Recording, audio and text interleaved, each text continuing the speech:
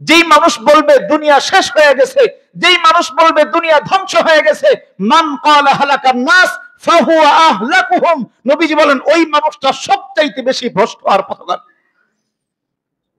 সবচাইতে বেশি ভ্রষ্ট, সবচাইতে মূর্খ, সবচাইতে বিপথগামী মানুষ সেই যেই বলবে দুনিয়া শেষ, এই দুনিয়া শান্তি আসার সুযোগ নেই, সেই মানুষটা সবচাইতে বেশি গাফিল।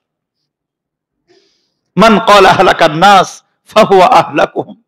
এবার আসেন আল্লাহ রাব্বুল আলামিন ছোট্ট একটা আয়াতের অংশ, ছোট্ট একটা চিকিৎসা, ছোট্ট একটা ট্যাবলেট যদি আমি আপনি গিলে খাইতে পারি, এই সময় যদি ওই চিকিৎসা গ্রহণ করতে পারি, আল্লাহর কোরআন সাক্ষী দেয় আমার ব্যক্তি জীবন থেকে শুরু করে আমার পারিবারিক জীবন, আমার সামাজিক জীবন, আমার রাষ্ট্রীয় জীবন, আমার আন্তর্জাতিক জীবনে আল্লাহ রাব্বুল আলামিন আসমানের পক্ষ থেকে শান্তির সুব্যবস্থা করে দিবেন।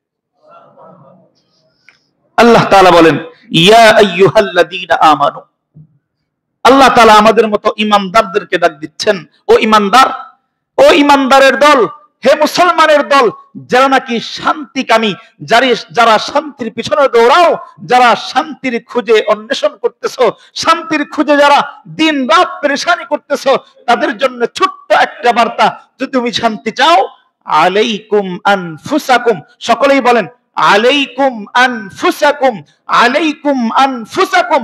ছোট্ট দুইটা শব্দের আল্লাহ তাআলার চিকিৎসা, আলাইকুম আনফুসাকুম।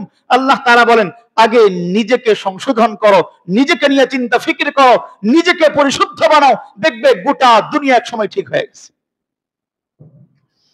আলাইকুম আনফুসাকুম, নিজেকে সংশোধন করো, নিজেকে নিয়ে ফিকির করো। আজকে আমরা উল্টা, দেখবেন আজকে নিজের নিয়ে ফিকির নাই, অমুকে সমস্যা, তমুকে সমস্যা, অমুকে ঠিক নাই, তমুকে ঠিক নাই, কেউ ঠিক নাই, খালি আমি ভালো। এটা আমাদের বাস্তবতা কিনা? এটা হলো আমাদের চিকিৎসা। আল্লাহ বলতেছেন এই চিকিৎসায় আর চলবে না। যদি সত্যিকার সংশোধন চাও, যদি সত্যিকার নিরাপত্তা আর শান্তি চাও, আলাইকুম আনফুসাকুম, কে কি করলো সব ছাড়ো, আগে নিজেকে ধরো। এজন্যই বাংলা একটা কথা আছে, নিজে ভালো তো, নিজে ভালো তো জগৎ ভালো। এখান থেকে এই কথা আসছে, আলাইকুম আনফুসাকুম, নিজেকে ঠিক করো, দেখবা গোটা দুনিয়া এক সময় ঠিক হয়ে গেছে।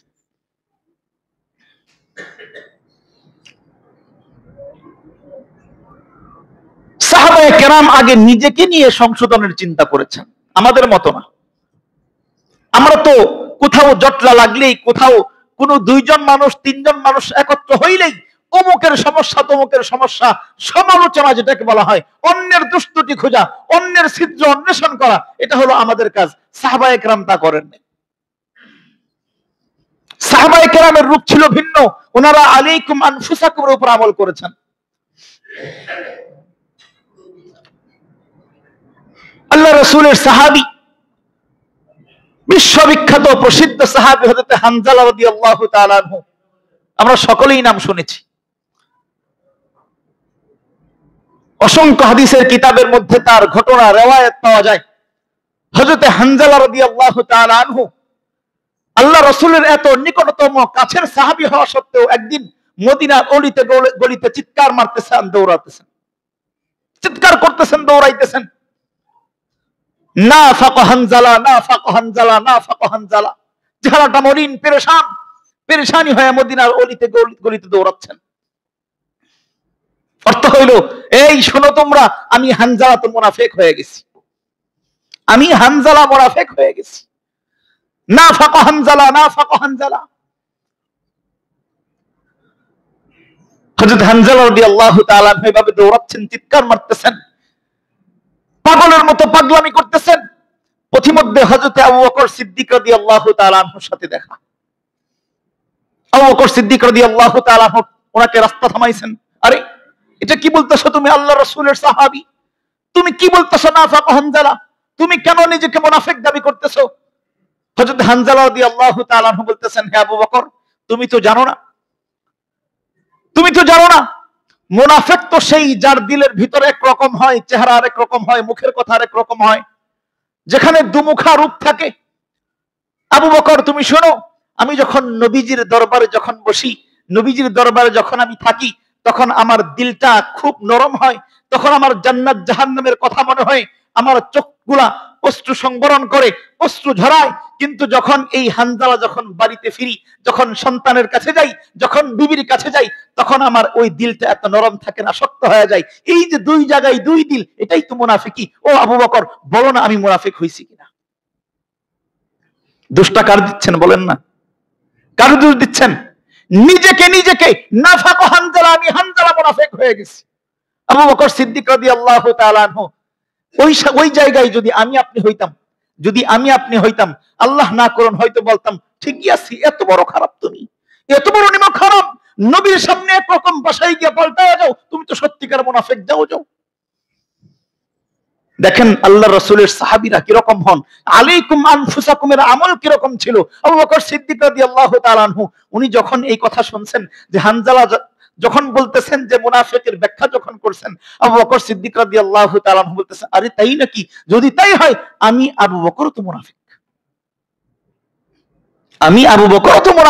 আমার তো নবীর দরবারে দিল একরকম হয়, পরিবারের কাছে আসলে দিল ভিন্ন হয়ে যায়, নবীর দরবারে দিল একরকম থাকে, ব্যবসা বাণিজ্য করার সময় দিল ভিন্ন হয়ে যায়, তাহলে আমি আবু বকর তো মুনাফিক, চলো নবীর দরবারে যাই। এবার দুজনে চিৎকার মারতেছেন, একজনে মারেন নাফাক হানজালা, আরেকজনে মারেন নাফাক ইবনে আবি কুহাফা। এই তোমরা শোনো, আমি আবু ইবনে আবি কুহাফা তো মুনাফিক হয়ে গেছি। হানজালা রাদিয়াল্লাহু তাআলা আনহু বলতেছেন, এই শুনে নাও তোমরা, আমি হানজালা তো মুনাফিক হয়ে গেছি। রাস্তায় হযরতে ওমর ফারুক রাদিয়াল্লাহু তাআলা আনহুর সাথে দেখা। ইব্রাহিম ইন্নাকা হামিদুম মাজিদ। আলহামদুলিল্লাহ, আল্লাহ পাক রব্বুল আলামিনের সুমহান দরবারে অসংখ্য অগণিত শুকর আর সুজুদ, যেই মহান রব্বুল আলামিনের ফজল আর করমে দীর্ঘ এক সপ্তাহ পর পবিত্র জুমার দিন জুমার মসজিদে আসার বসার তৌফিক আল্লাহ দান করেছেন। জুমার নামাজের পূর্বক্ষণে কোরআন ও হাদিস থেকে অল্প কিছু সময় কিছু কথা বলা এবং শোনার সুযোগ করে দিয়েছেন। এজন্য দিল থেকে সমস্বরে রবকে মহব্বতের সাথে শুকরিয়া জানাই, সকলেই বলি আলহামদুলিল্লাহ। মুহতারাম হাজিরিন, দুনিয়ার প্রত্যেকটা মানুষ শান্তিকামী, মানুষ শান্তির পিছনে দৌড়ায়, শান্তির খোঁজ করে। একেবারে সমাজের তৃণমূল থেকে নিয়ে শুরু করে রাষ্ট্রের সর্বোচ্চ পর্যন্ত যাতে শান্তির ব্যবস্থা হয়, শান্তির ফয়সালা হয়, এজন্য একেবারে সমাজ থেকে নিয়ে শুরু করে জাতিসংঘ পর্যন্ত বিশ্বব্যাপী শান্তির বিভিন্ন পাইতারা, বিভিন্ন চেষ্টা প্রচেষ্টা চালানো হয়। কিভাবে সমাজে শান্তি আনয়ন করা যায়, কিভাবে পরিবারের মধ্যে শান্তির ব্যবস্থা করা যায়, কিভাবে একটা রাষ্ট্রের মধ্যে শান্তির ব্যবস্থা করা যায়, এজন্য অসংখ্য সংগঠন গড়ে ওঠে, সমাজ থেকে নিয়ে শুরু করে একেবারে দেখবেন দুর্নীতি দমন কমিশন পর্যন্ত। মাকসাদ এক, সমাজে শান্তি ফিরিয়ে আনতে হবে, এটাই টার্গেট। কিভাবে সমাজে শান্তি আনয়ন করা যায়, এটা হলো আমাদের চেষ্টার অবস্থা। কিন্তু যদি বাস্তবতায় নিয়ে আসি, আমাদের বাস্তব চরিত্র, বাস্তব হালত কোথায়, তাহলে বাস্তব হালত একটা গ্রাম্য ভাষায় একটা কথা বলে, শান্তির মায়, বলেন না, শান্তির মায় মইরা গেছে, শেষ। শান্তির মা নাই দুনিয়াতে, শান্তি আসবে কোথা থেকে? আমরা যতই শান্তির পিছনে দৌড়াচ্ছি, শান্তি আমাদের থেকে ততটাই সামনে দৌড়াচ্ছে, শান্তি আমাদের কাছে নেই। আপনি ঘরে ঘরে খবর নিয়ে দেখেন, ঘরে ঘরে খবর নিয়ে দেখেন, স্বামী স্ত্রীর মধ্যে শান্তি নাই, বউ শাশুড়ের মধ্যে শান্তি নাই, ছেলে চাচার সাথে শান্তি নাই, ছেলে বাবার সাথে শান্তি নাই, শুধু অশান্তি আর অশান্তি।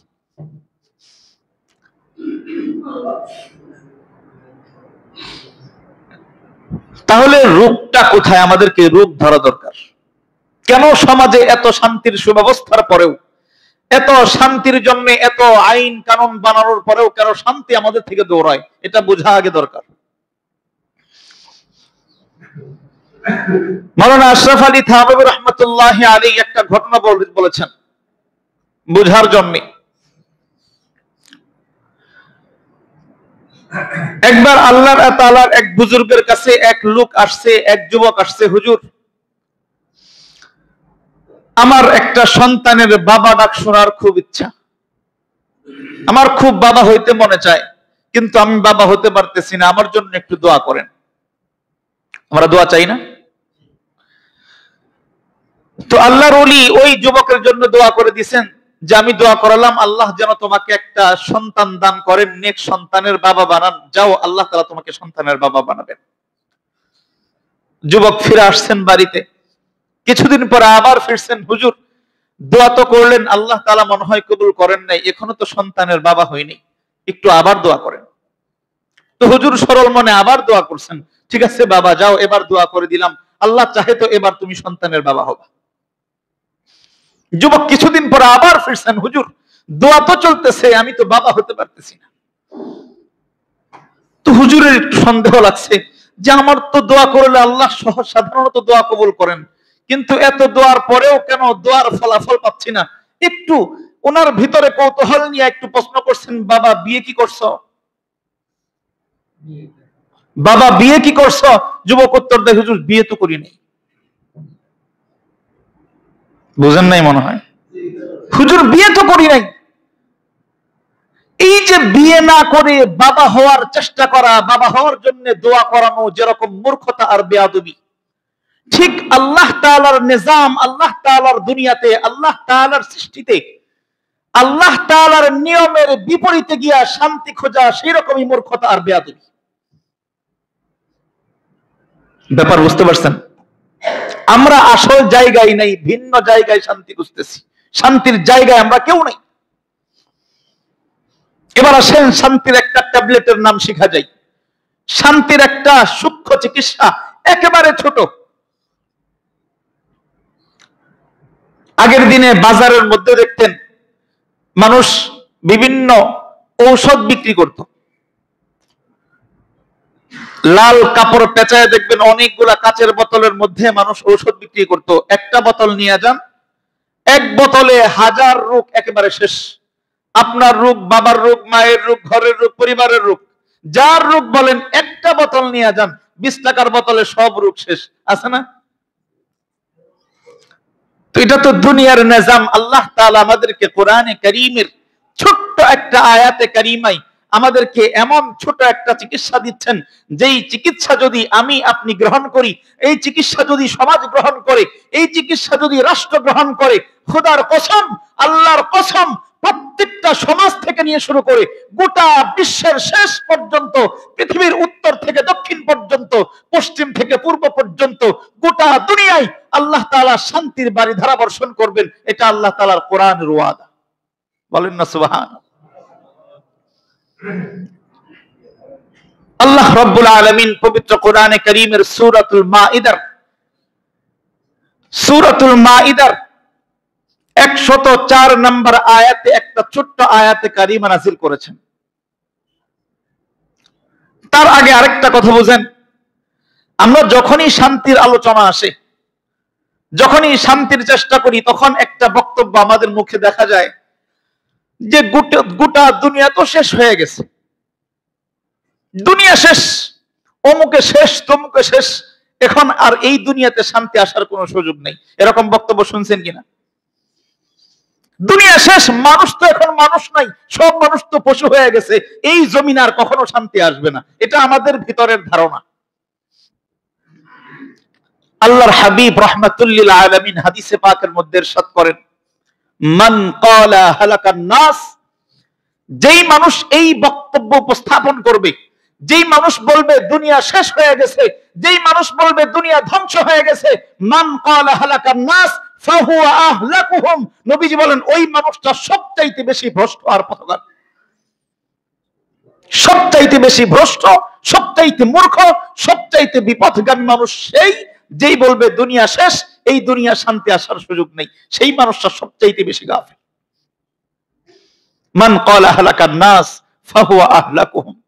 এবার আসেন, আল্লাহ রাব্বুল আলামিন ছোট্ট একটা আয়াতের অংশ, ছোট্ট একটা চিকিৎসা, ছোট্ট একটা ট্যাবলেট যদি আমি আপনি গিলে খাইতে পারি, এই সময় যদি ওই চিকিৎসা গ্রহণ করতে পারি, আল্লাহর কোরআন সাক্ষী দেয় আমার ব্যক্তি জীবন থেকে শুরু করে আমার পারিবারিক জীবন, আমার সামাজিক জীবন, আমার রাষ্ট্রীয় জীবন, আমার আন্তর্জাতিক জীবনে আল্লাহ রাব্বুল আলামিন আসমানের পক্ষ থেকে শান্তির সুব্যবস্থা করে দিবেন।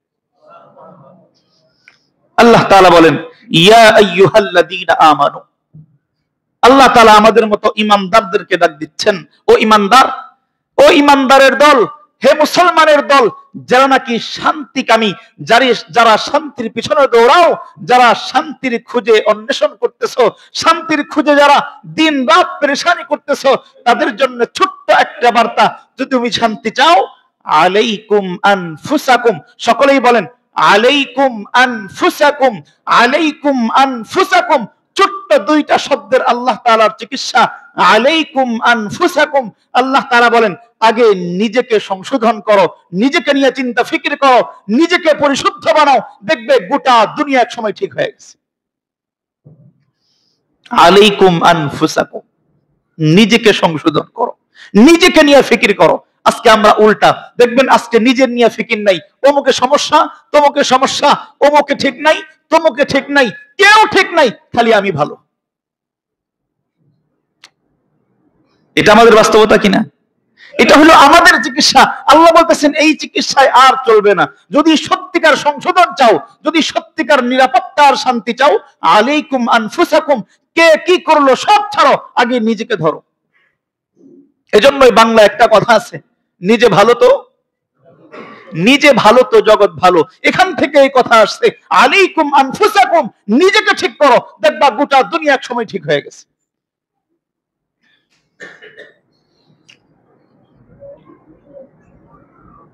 সাহাবায়ে কেরাম আগে নিজেকে নিয়ে সংশোধনের চিন্তা করেছেন, আমাদের মতো না।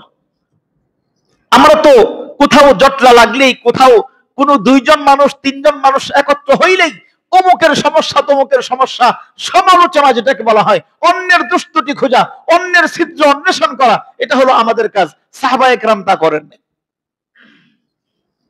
সাহাবায়ে কেরামের রূপ ছিল ভিন্ন, ওনারা আলাইকুম আনফুসাকুমের উপর আমল করেছেন। আল্লাহ রাসূলের সাহাবী, বিশ্ববিখ্যাত প্রসিদ্ধ সাহাবী হযরত হানজালা রাদিয়াল্লাহু তাআলা আনহু, আমরা সকলেই নাম শুনেছি। অসংখ্য হাদিসের কিতাবের মধ্যে তার ঘটনা রিওয়ায়াত পাওয়া যায়। হযরত হানজালা রাদিয়াল্লাহু তাআলা আনহু আল্লাহ রাসূলের এত নিকটতম কাছের সাহাবী হওয়া সত্ত্বেও একদিন মদিনার অলিতে গলিতে চিৎকার মারতেছেন, দৌড়াতেছেন, চিৎকার করতেছেন, দৌড়াইতেছেন, নাফাক হানজালা, নাফাক হানজালা, নাফাক হানজালা। চেহারাটা মলিন, পেরেশান, পেরেশানি হয়ে মদিনার অলিতে গলিতে দৌড়াচ্ছেন। অর্থ হইল, এই শোনো তোমরা, আমি হানজালা তো মুনাফিক হয়ে গেছি, আমি হানজালা মুনাফিক হয়ে গেছি। নাফাক হানজালা, নাফাক হানজালা।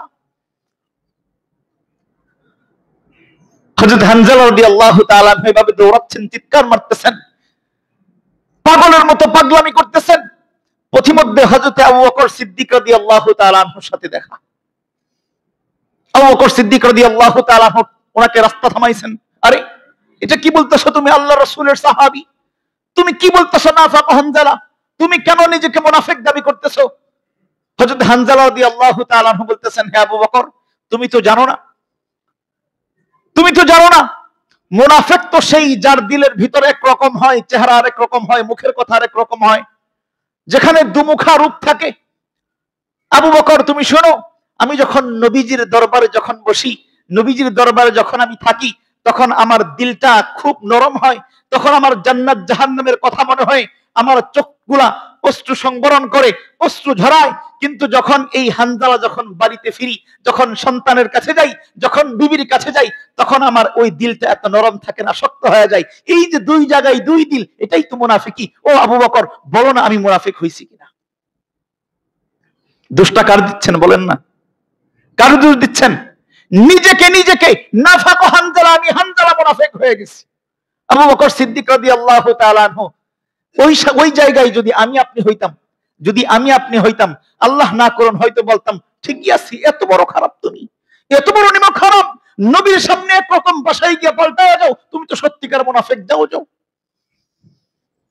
দেখেন আল্লাহ রাসূলের সাহাবীরা কিরকম হন, আলাইকুম আনফুসাকুমের আমল কিরকম ছিল। আবু বকর সিদ্দিক রাদিয়াল্লাহু তাআলা আনহু, উনি যখন এই কথা শুনছেন যে হানজালা যখন বলতেছেন যে মুনাফিকের ব্যাখ্যা যখন করছেন, আবু বকর সিদ্দিক রাদিয়াল্লাহু তাআলা আনহু বলতেছেন, আরে তাই নাকি? যদি তাই হয় আমি আবু বকর তো মুনাফিক, আমি আবু বকর তো মুনাফিক। আমার তো নবীর দরবারে দিল একরকম হয়, পরিবারের কাছে আসলে দিল ভিন্ন হয়ে যায়। নবীর দরবারে দিল একরকম থাকে, ব্যবসা বাণিজ্য করার সময় দিল ভিন্ন হয়ে যায়। তাহলে আমি আবু বকর তো মুনাফিক, চলো নবীর দরবারে যাই। এবার দুজনে চিৎকার মারতেছেন, একজনে মারেন নাফাকা হানজালা, আরেকজনে মারেন নাফাকা ইবনে আবি কুহাফা। এই তোমরা শোনো, আমি আবু ইবনে আবি কুহাফা তো মুনাফিক হয়ে গেছি। হানজালা রাদিয়াল্লাহু তাআলা আনহু বলতেছেন, এই শোনো নাও তোমরা, আমি হানজালা তো মুনাফিক হয়ে গেছি। রাস্তায় হযরতে ওমর ফারুক রাদিয়াল্লাহু তাআলা আনহুর সাথে দেখা। আল্লাহর হাবিব সাল্লাল্লাহু আলাইহি ওয়াসাল্লাম যার ব্যাপারে ঐতিহাসিক ঘোষণা দিয়েছেন, লাউ কানা বাদি নবিয়্যুন লাকানা উমর, লাকানা উমর। আমি নবীর পরে যদি নবীর অপশন থাকতো, আমি নবীর পরে যদি কেউ নবী হয়ে আসতো, আল্লাহ তাআলা ওই নবী উমরকে বানাইতেন। হযরত ওমর ফারুক রাদিয়াল্লাহু তাআলা আনহুর সাথে দেখা। এই তোমরা এরকম নিজেদেরকে মুনাফিক কেন দাবি করতেছো? যখন হযরত আবু বকর সিদ্দিক আর হযরত হানজালা রাদিয়াল্লাহু তাআলা আনহু নিজেদের মুনাফিকির কারণ যখন ব্যাখ্যা করছেন, যখন কারণ ব্যাখ্যা করছেন, হযরত ওমর ফারুক রাদিয়াল্লাহু তাআলা আনহু ধিক্কার দেন নাই, তাদেরকে এরকম সামনে তুচ্ছতাচ্ছিল্য করেন নাই। উনি অকপটে বলে ফেলছেন, যদি এরকম হয় তাহলে তো নাফাকা ওমর ইবনুল খাত্তাব। যদি এরকমই হয়, নবীর দরবারে এক, বাসায় গেলে এক, যদি এটা মুনাফিকের কারণ হয়, আমি ওমর তো 3 নাম্বার মুনাফিক, আমি ওমরও মুনাফিক। চলেন নবীর দরবারে যাই। সকলেই দৌড়াচ্ছেন, আসলে এটা মুনাফিকের কোনো কারণ না। নবীর দরবারে একরকম থাকবে। আমরা যখন দ্বীনি আলোচনা শুনি, তখন দিল যেরকম জজবাই পয়দা হয়, পরিবারের মধ্যে গেলে দিল ভিন্ন হবে, এটাই স্বাভাবিক। এটা মূলত মুনাফিকের কারণ না। কিন্তু সাহাবায়ে কেরামদের মধ্যে নিজের ভুল ত্রুটি ধরা, নিজের দোষ অন্বেষণ করার প্রতিভা কেমন ছিল, আগ্রহ কেমন ছিল, এটা বোঝানো, এটা মাকসাদ। নিজেদের দোষ খোঁজা। রাসূল আকরাম সাল্লাল্লাহু আলাইহি ওয়াসাল্লাম সান্তনা দিয়েছেন না, এটা তো দিলের পরিবর্তন না, এটা সময়ের কারণে মেজাজের পরিবর্তন। এটা তোমার ঈমানের মধ্যে খতরা আনবে না, এটা নেফাকি কাজ করবে না, অতএব ভয়ের কোনো কারণ নেই। আজকে আমরা শুধু অন্যের সমালোচনা করি, শুধু অন্যের। এই সমালোচনা করতে করতে মসজিদের ইমামকেও ছাড়িরা, আছে না? ইমামের এই সমস্যা, সেই সমস্যা, মুয়াজ্জিনের এই সমস্যা, সেই সমস্যা, অমুক নেতার এই সমস্যা, সেই সমস্যা, শুধু সমস্যা সবার, আমি নিজে একাই ভালো।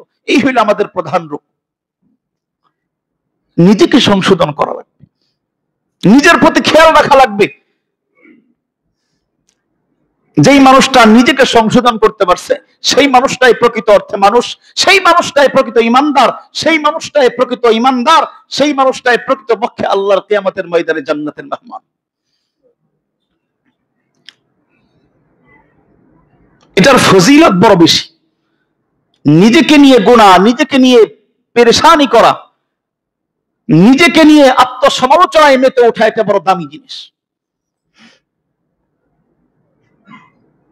হযরত আবু বকর সিদ্দিক রাদিয়াল্লাহু তাআলা আনহুর মতো মানুষ, হযরত আবু বকর সিদ্দিক রাদিয়াল্লাহু তাআলা আনহু, যিনাকে নবীজি গোটা উম্মতের সর্বপ্রথম জান্নাতি বলে ঘোষণা করেছেন। যতক্ষণ পর্যন্ত নবীজি বলেছেন, যতক্ষণ পর্যন্ত আমার আবু বকর জান্নাতে পা না রাখবে, ততক্ষণ পর্যন্ত আমার উম্মত কেন, কোন নবীর উম্মত জান্নাতে দাখিল হইতে পারবে না। এত দামি মানুষ আবু বকর সিদ্দিক রাদিয়াল্লাহু তাআলা। প্রথম মুসলমান পুরুষদের মধ্যে সর্বপ্রথম নবীজি তাকে দাওয়াত দিয়েছেন, আবু বকর সিদ্দিক সাথে সাথে অ্যাকসেপ্ট করেছেন। এই আবু বকর সিদ্দিক রাদিয়াল্লাহু তাআলা আনহু মাঝে মাঝে জংলায় চলে যেতেন। ওনার সিরাতের মধ্যে পাওয়া যায়, ওনার জিন্দেগির মধ্যে পাওয়া যায়, উনি মাঝে মাঝে ওই খোলা ময়দানে প্রান্তরে চলে যেতেন। সেখানে গিয়ে আফসোস করতেন, কাঁদতেন। উনার কান্না করতে করতে দাড়িগুলা ভিজে যাইতো, আর বলতেন, হাই হাই আবু বকর, তুমি যদি মানুষ না হয়ে এরকম বৃক্ষ হয়ে যাইতা, তুমি যদি মানুষ না হয়ে ঘাস হয়ে যাইতা, গরু তোমাকে খেয়ে ফেলতো, ছাগল তোমাকে খেয়ে ফেলতো, উট তোমাকে খেয়ে ফেলতো, তোমার কোনো হিসাব হইতো না। এটা আবু বকর চিন্তা করতেন। আবু বকর একবার উনি দেখতেছেন যে একটা পাখি এক গাছ থেকে ফল খাচ্ছে, উনি হাই হাই, হেই পাখি, তুমি কত ভালো, তোমার জিন্দেগি কত সুন্দর, তুমি গাছের উপর উঠো, ফল খাও, তুমি শেষ, তুমি মৃত্যুবরণ করলে তোমার কোনো হিসাব নাই, আমি আবু বকর তো রবের সামনে হিসাব দেওয়া লাগবে। নিজেকে নিয়ে কেমন পেরেশানি করতেন সাহাবায়ে কেরাম। নিজেকে নিয়ে ভাবা, আলাইকুম আনফুসাকুম, নিজেকে নিয়ে ভাবনার বড় ফজিলত আছে। আল্লাহ তাআলা বড় পছন্দ করেন, আল্লাহর হাবিব বড় পছন্দ করেন এই নিজেকে নিয়ে ভাবনাওয়ালা মানুষদেরকে।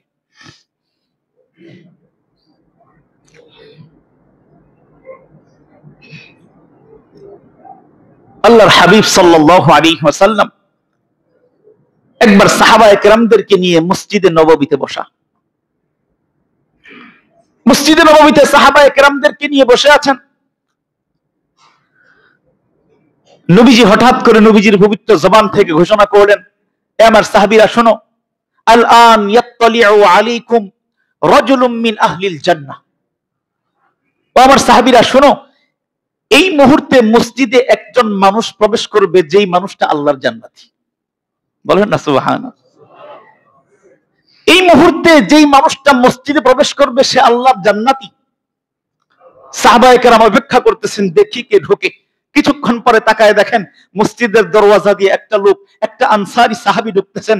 সাহাবীর নাম হযরতে সাদ ইবনে আবি ওয়াক্কাস রাদিয়াল্লাহু তাআলা। দ্বিতীয় দিন ঠিক একই রকম নবীজি হঠাৎ করে ঘোষণা করলেন, আল আন ইয়াত্তালিউ আলাইকুম রাজুলুম মিন আহলিল জান্নাহ। ও আমার সাহাবীরা শোনো, এই মুহূর্তে তোমাদের সামনে একজন মানুষ মসজিদে ঢুকবে, ওই মানুষটা আল্লাহর জান্নাতি। সাহাবায়ে কেরাম অপেক্ষা করতেছেন, তাকায় দেখেন আজকেও সেই গতকালের সেই মানুষটা হযরতে সাদ ইবনে আবি ওয়াক্কাস রাদিয়াল্লাহু তাআলা আনহু মসজিদে প্রবেশ করতেছেন। এভাবে তৃতীয় দিন নবীজি আবার ঘোষণা করলেন, আল আন ইয়াত্তালিউ আলাইকুম রাজুলুম মিন আহলিল জান্নাহ। ও আমার সাহাবীরা, এই মুহূর্তে একজন মানুষ মসজিদে প্রবেশ করবে, ওই মানুষটা আল্লাহর জান্নাতি। সাহাবায়ে কেরাম তাকায় দেখলেন আজকেও দ্বিতীয় কোনো ব্যক্তি না, ওই সাদ ইবনে আবি ওয়াক্কাস, হযরতে মদিনার আনসারী সাদ ইবনে আবি ওয়াক্কাস রাদিয়াল্লাহু তাআলা আনহু কোটি কোটি পায়ে মসজিদে প্রবেশ করতেছেন। হযরত ওমর ইবনে খাত্তাব রাদিয়াল্লাহু তাআলা আনহুর ছেলে হযরত আব্দুল্লাহ ইবনে ওমর রাদিয়াল্লাহু তাআলা আনহু টার্গেট করছেন, নবীজি 3 দিন একাধারে একজন মানুষকে জান্নাতি ঘোষণা করলেন, জানতে হবে এটার কারণ কি। যখন মজমা শেষ হয়ে গেছে, সাদ ইবনে আবি ওয়াক্কাস যখন মসজিদ থেকে বের হয়ে গেছেন, হযরত আব্দুল্লাহ ইবনে ওমর রাদিয়াল্লাহু তাআলা আনহু ওই সাহাবীর পিছনে পিছনে হাঁটতেছেন। কিছু দূর যাওয়ার পর আরজ করছেন, হে আল্লাহর রাসূলের সাহাবী সাদ ইবনে আবি ওয়াক্কাস, আমি আপনার বাসায় 3 দিনের মেহমান হইতে চাই, আমাকে মেহমান হিসেবে মঞ্জুরি দেন। টার্গেট হইল আল্লাহ রাসূল কেন বললেন যে 3 দিন তাকে একাধারে জান্নাতি বললেন, কেন এই কারণটা খুঁজে বের করবেন, কোন আমলের বদৌলতে আল্লাহর হাবিব তাকে জান্নাতি মেহমান ঘোষণা করলেন, এটা আমার জানা দরকার। কথা বুঝতেছেন? হযরত আব্দুল্লাহ ইবনে ওমর রাদিয়াল্লাহু তাআলা আনহু পিছনে পিছনে হযরত সাদ ইবনে আবি ওয়াক্কাস রাদিয়াল্লাহু তাআলা আনহুর বাড়িতে মেহমান হয়ে গেলেন। প্রথম দিন কোনো ভিন্ন আমল নাই, নরমালি যেই আমল, যেই ফরজ, যেই সুন্নাত, এই আমলগুলো করে উনি শেষ করলেন। দ্বিতীয় দিন একই, ভিন্ন কোনো নতুন কোনো আমল ওনার চোখে পড়লো না। তৃতীয় দিন খেয়াল করলেন, না, তৃতীয় দিনও আল্লাহ রাসূলের সাহাবী সাদ ইবনে আবি ওয়াক্কাসের ভিন্ন কোনো আমল, যেই আমলের বদৌলতে এত বড় ফাজাইল হইতে পারে, উনি এটা কোনো তালাশে পাইলেন না। এবার যখন ফিরে আসবেন, তখন উনি ওনার নিজের ভিতরের তামান্নাটা প্রকাশ করে ফেললেন, হে সাদ ইবনে আবি ওয়াক্কাস, আল্লাহ রাসূলের সাহাবী, শুনেন, আমি আপনার ঘরে 3 দিন মেহমান হওয়ার কারণ ছিল এই, আপনি যখন প্রথম দিন মসজিদে প্রবেশ করবেন তখন আল্লাহর রাসূল আপনাকে জান্নাতে ঘোষণা করেছেন। এভাবে তৃতীয় দিন একাধারে 3 দিন আল্লাহর রাসূল আপনাকে জান্নাতি মেহমান হিসেবে ঘোষণা করেছেন। তো আমার টার্গেট ছিল আপনার সাথে 3 দিন যাপন করব, যাতে আপনার ওই ভিন্ন ধর্মী আমলটা জানতে পারি, কিন্তু আমি তো, আমার চোখে তো ভিন্ন কোনো আমল ধরা পড়েনি, আপনার আমল সম্পর্কে জানতে চাই। হযরত সাদ ইবনে আবি ওয়াক্কাস রাদিয়াল্লাহু তাআলা আনহু হযরত আব্দুল্লাহ ইবনে ওমর রাদিয়াল্লাহু তাআলা আনহুকে বলতেছেন, হে ভাই, আমি ভিন্ন আমল করি না, আমি ভিন্ন কোন আমলের মধ্যে নিজেকে মশগুল রাখার সুযোগ পাই না আমি কখনো। কিন্তু হ্যাঁ, একটা আমল আমি নিয়মিত করি, সেটা হলো আমি যখন রাত্রিবেলা যখন বিছানায় ঘুমাইতে যাই, ওই ঘুমের আগে বিছানায় ওই বালিশের মধ্যে মাথাটা ঠেকায়া আমি আমার সারাদিনের হিসাব নিকাশ শুরু করে দিই। সারাদিনের হিসাব মিলাই আমি কোন কাজটা ঠিক করছি, কোন কাজটা বেঠিক, কার সাথে খারাপ আচরণ হয়ে গেল, কার সাথে ভালো আচরণ, সারাদিনের নিজামের উপরে, সারাদিনের আমালের উপরে, সারাদিনের মানুষের সাথে লেনদেনের যেই আমল ছিল, যেই মুআমালা ছিল, সবকিছুর উপর একটা হিসাব নিজের সাথে করি। হিসাব কষার পরে যেটা দেখি যে আমি তো নিজের উপর এটা জুলুম করে ফেলছি, আল্লাহ তাআলার কাছে তওবা ইস্তেগফার করি, আর যেটা ভালো কাজ করছি ওটার জন্য আল্লাহর দরবারে শুকরিয়া করি, এবং মানুষের সাথে যেই আচরণ করেছি যদি কোথাও ভুল পাই তার কাছে গিয়ে ক্ষমা প্রার্থনা করি, আর যদি ভুল না থাকে তাহলে সামনের জন্য নিজেকে আরো ভালোর দিকে উদ্বুদ্ধ করি, এবং সমস্ত মানুষকে তাদের আমলের জন্য আমি মাফ করে তারপরে বিছানায় ঘুমাইতে যাই। আব্দুল্লাহ ইবনে ওমর রাদিয়াল্লাহু তাআলা বলতেছেন, এটাই সেই আমল যেই আমলের কারণে আল্লাহর হাবিব লাগাতার একদিন, 2 দিন, 3 দিন পর্যন্ত আল্লাহর হাবিব আপনাকে জান্নাতে ঘোষণা করেছেন। এটা একটা জান্নাতীদের আমল, নিজেকে নিয়ে সমালোচনা করা, নিজের আত্মসমালোচনা করা, নিজেকে নিয়ে গবেষণা করা, অন্যকে নিয়ে না। আজকে এটা হোক, আজকে এটা করেন, দেখবেন আল্লাহ তাআলা গোটা দুনিয়ার মধ্যে শান্তির ব্যবস্থা করে দিয়েছেন। এজন্যই তো আল্লাহ রাব্বুল আলামিন পবিত্র কোরআনে কারীমে জাহান্নাম থেকে বাঁচার উপায়ের প্রথম কথা বলেছেন। জাহান্নাম থেকে বাঁচার জন্য প্রথম যেই হুকুম দিয়েছেন, ইয়া আইয়ুহাল্লাযীনা আমানু কু আনফুসাকুম, কি বলেছেন? আগে নিজেকে বাঁচাও, নিজেকে। কু আনফুসাকুম ওয়া আহলিকুম নারা, নিজে বাঁচার পরে পরিবারকে বাঁচাও। আগে পরিবার না, আগে নিজে। দেখবেন আমরা টার্গেট করি আমার সন্তানকে ভালো বানাইতে হবে, আমার সন্তানকে অনেক বড় মানুষ করতে হবে, নিজের খবর নেই, নিজের খবর নাই। সন্তানকে নামাজের জন্য চাপ দেই, সন্তানকে ভালো মানুষ হওয়ার জন্য চাপ দেই, আমি নিজে ঠিক নাই। এজন্য সন্তানের উপর ওটা কাজে লাগে না। এজন্য আগে নিজে ঠিক, তারপরে দুনিয়া ঠিক করা লাগবে। আগে নিজেকে ঠিক করা লাগবে, নিজেকে সংশোধন করেন, আল্লাহ তাআলা দেখবেন গোটা জগৎ আপনার মাধ্যমে সংশোধন করে দিবে। বলবেন এটা কিভাবে সম্ভব? একজন মানুষ ঠিক হইলে, একজন মানুষ চেষ্টা করলে কি গোটা দুনিয়া সম্ভব? হ্যাঁ, যদি সম্ভব না হয় তাহলে নবীজি একা মানুষ, নবীজি একাকী কিভাবে গোটা দুনিয়ার মধ্যে শান্তির ফয়সালা করলেন, ব্যবস্থা করলেন?